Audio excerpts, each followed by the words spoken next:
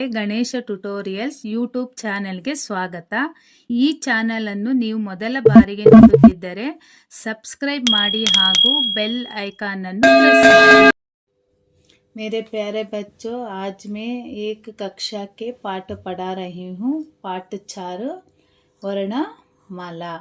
अ आ इ ई उ ऊ ऋ ए ऐ ओ औ अं अः क ख ग घ ञ च छ ज झ ञ ट ठ ढ ढ ಣ ತ ತ ದ ದ ನ ಪ ಪ ಬ ಬ ಮ ಯ ರ ಲ ವ ಶ ಶ ಸ ಹ ಕ್ಷ ತ್ರ ಜ್ಞ ಶ್ರ.